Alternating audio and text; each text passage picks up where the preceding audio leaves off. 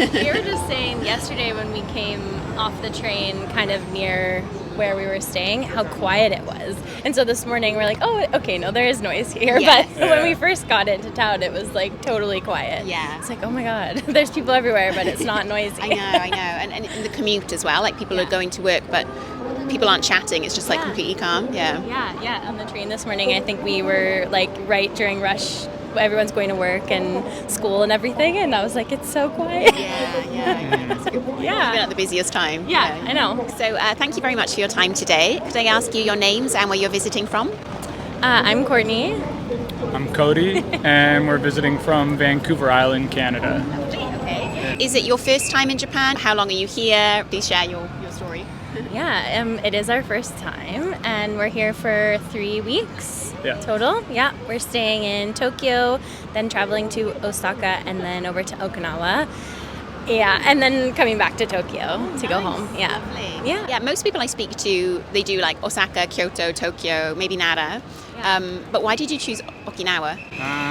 Well, we actually were going to do a completely different trip at first, and it was going to be Tokyo and then like go up to like Nasu Highlands and kind of go to more like outdoorsy areas and do a lot of hiking.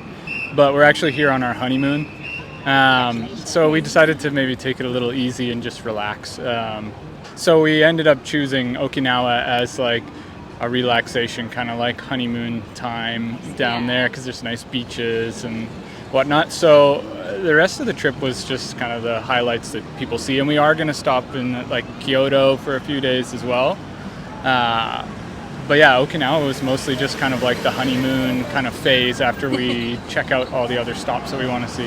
And we also love like swimming and nature, so Okinawa seems kind of up our alley, just, I don't know, diving with the fish and going to the tropical beaches, that kind of thing. It seems to be like nice hiking in the north too. Yeah, it was at Yanbaru National Park or something like that. So there's a lot of like capes along the coastlines that we want to check out, and then some hiking trails to check out as well. Yeah. I've been to Okinawa once, and it was that kind of like beautiful sands, clear water, lots of fish, both to see and to eat. I don't know. Do you eat fish? Yeah, we do. Okay. Yeah, there's a lot of fish off the coast of Vancouver Island, so we have a fresh supply most of the time because our family are all fisher, like they fish.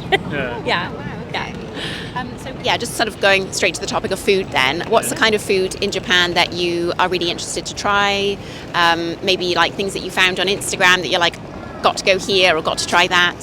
Oh, I don't know. There's a lot of restaurants, and I feel like I would try any food. So I'm going to try everything here. But I mean, like, lots of like yakitori restaurants and stuff like that. That is like fun food and seems like it would be a good time. So I think that's like a couple places like that on the list. And then like down in Okinawa, there's some like poke bowl places. So it's like, I mean, that's like at least kind of familiar food from home in a way. There's a lot of poke places out in Canada. So I think too, like we are quite aware of the Japanese food in Canada is quite westernized. Like it's not what it is here. And so I think what excited us coming here was like, okay, let's actually eat real Japanese food and not this like, you know, westernized version that we love. Like we love it. It's so good. But I'm excited to try like authentic Japanese food.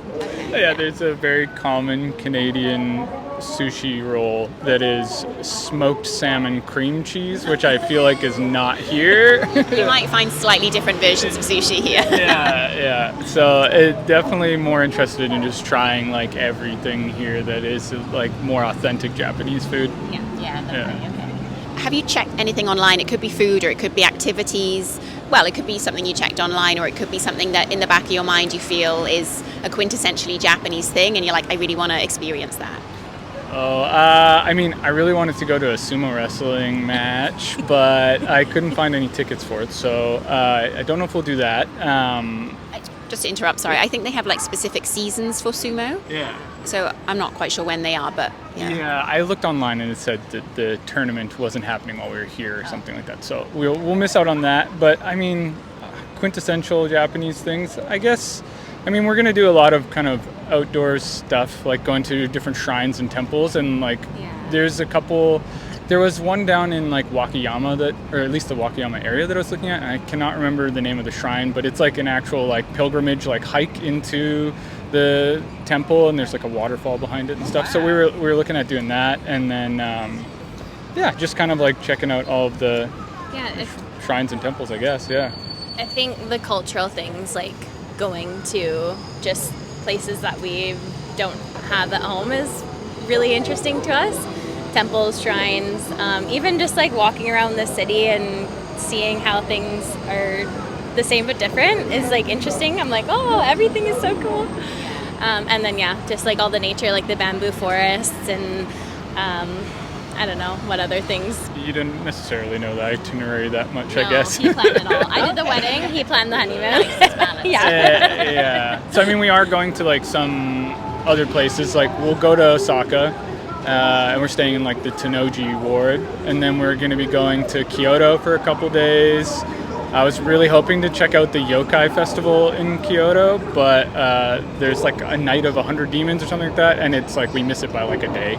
But there's still like the festival going on, so we'll check out the market and stuff. And then we're going to be going to like Wakayama. From there, we're doing a day trip to Kamakura from here, and we're doing a day trip to Okutama as well. Lovely. Yeah. And he's really into anime, so we're gonna like find anything anime related. I don't know what it's called, but he loves his anime, so I think that was a big draw as well. Yeah. And then maybe do a couple other day trips. That I had like so many things planned, but we really tried to like slow the pace down so we weren't bouncing around from place to place every single day, so we could really like get at least the way I like traveling is to like be in an area for a long amount of time, so that I get to be a part of like what's going on and get a bigger feel for like whatever that community's like cultural pocket is, rather than just like getting a snippet for a day and like eating some food and leaving. Yeah, a lot of people I do interview, some of them are like hopping to a different place every single time, but then other people are like, they just want to for example, like in Tokyo, each of the areas have their own little personality, like each of the neighborhoods have their own story to tell. So I think what you're doing is like a nice blend of seeing as much of Japan as you can within 3 weeks, which, you know, is not enough. Yeah, like I could have planned like a million different trips. Like we had like one that was just like staying in the Tokyo area, and like we could have spent the whole 3 weeks out here and just like bouncing around and getting the coffee shops that we like and the food places that we like, and just kind of like becoming as local as possible. Could I ask you what's really different to your culture, like things that you've seen? I know you've only arrived last night, so it's not so much, but it could be something that you've seen online or an expectation that you have about the Japanese way of life or Japanese manners or anything. Yeah, I think just off the bat, I notice how everybody's calm, quiet, peaceful. Like, I don't know, it just kind of felt like, as I mentioned earlier, we got off the train and everyone's kind of going in their own direction, and there's not a lot of like hustle and bustle as much. Does that make sense? Like, you're in a city, but it still feels like somewhat calm, which like we actually live in a really small town, and so whenever we do go to the city, it's to Vancouver, and Vancouver is like chaotic and busy, and we love it, but it's definitely different. I don't know. Do you want to add to that? Sure. Yeah. I think that, I feel like what you're trying to say is that there is hustle and bustle here, but it doesn't feel like everyone's just trying to get through everyone and like get to where they need to go by like pushing people around and stuff. Where, not to say that that's like what it is in the city, but it feels like, at least in Vancouver when we go, it's very like independent. Like people are just kind of like focused on like, I'm here, I'm getting to this place, and they just are in their own world type thing.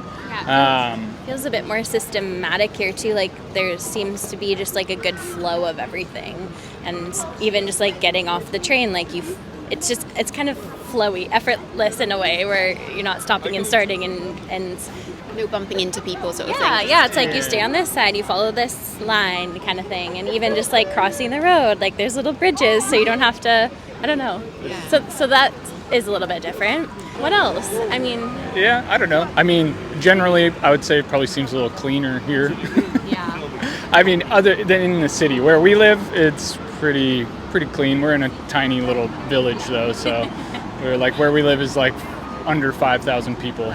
So so this is a big shift for us. Huge shift. Yeah. But it's awesome. It's great. But I mean, we just started the trip, so it's hard to know the differences at the moment. But I mean, it also feels like there's at least an effort to balance like greenery and the city way more. Like even just walking around a little bit, like notice that like the cities in Canada try to do that, but Vancouver's like downtown core. There's like a couple parks, but it's a lot more like city focused, like for infrastructure. Whereas here, there's like little pockets of green space like all over the place. That's a really good point. I remember when I first came to Japan, I can't remember where I was, but it wasn't a very busy area, and I saw like a little decoration of flowers, and I'm like, probably about 3 people have seen that today, but still people make the effort like for the unseen and for the seen. It's like I really appreciated that about Actually, even when we hopped on the plane yesterday, we got on and it was the first day of fall, and they had these little covers on the seats that were like Halloween related. It was pumpkins and bats that were just on the seats, and I got on the plane and it was so cute, and I just thought like that's a tiny little thing, but for me it felt so intentional, and I was like, I want to do stuff like this all the time. There's such attention to detail here. Totally. So that was nice. So far we're loving it. We're trying to like be respectful and kind of like follow the flow of everything. I think we both feel like kind of like, okay, we want to say the right things and do the right things, and neither of us speak Japanese, and I keep forgetting like how to say certain things, but I'm trying. We're putting in the effort to try to be as respectful as possible, like culturally, and not be like obnoxious foreigners while we're traveling around.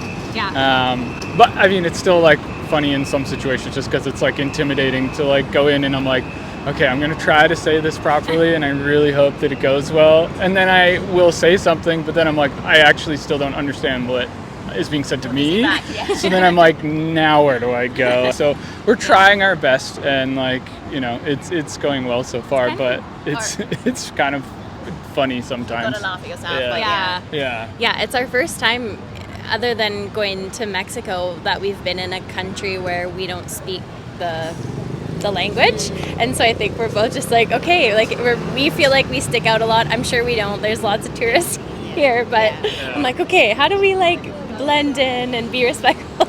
But I think what Japanese really appreciate, they don't expect people to speak their language, but it's like the effort that you make just by saying like konnichiwa or arigato, like just small things. I think that's really appreciated. I made sure to do a lot of research before coming, and like at least learn as much of like basic phrases and stuff that I could, so that I could show that the effort is there, and then just like cultural norms here and stuff, just trying to like be very mindful of that stuff. And then I mean, online is just a crazy situation of like learning about a place, because people just post so many different things on Instagram about what's going on in Japan, because there's like, it's like a travel hotspot right now for sure, and like lots of people are just like, do not go if you have tattoos. I'm like, I haven't really like had any issues. No one, I mean, I'm already like used to, even in Canada, people just staring at you because you have tattoos. It comes with the territory of having tattoos. So like, if that's all it is, I don't care. But like, I haven't really seen what, like lots of people are just kind of saying like it's bad to go there with tattoos, I guess. It's like, that seems kind of bizarre because I haven't had any bad experiences so far. Traditionally, tattoos had a really bad association, but I think the younger cultures are embracing it as a form of art on the body, much like people do in the West as well. And the only thing might be that they won't allow you to go into an onsen, like a pool bath. But I already knew that, and then like read that it's like you can book a private one if you want to go, or there are tattoo-friendly ones, and so we already did that research so that we didn't like go in and just have any issues. But I don't know. I guess I saw like a few things where people are creating weird narratives online about everything, and I think that there's a bunch of ones that are just wrong about Japan that I've noticed already, and it's just the tattoo one in general. Like people are just kind of like, oh, people are staring, or they like move away from you on the train. I'm like, I haven't. I was on the train this morning and no one avoided me, and it was fine, and everyone's very friendly, and it's all good. That's really nice point. Yeah. Thank you so much for sharing your stories, and I'm so glad that you're having a great start. And I hope it's a continuously great trip. Thanks for interviewing us. My pleasure. Thank you for saying yes.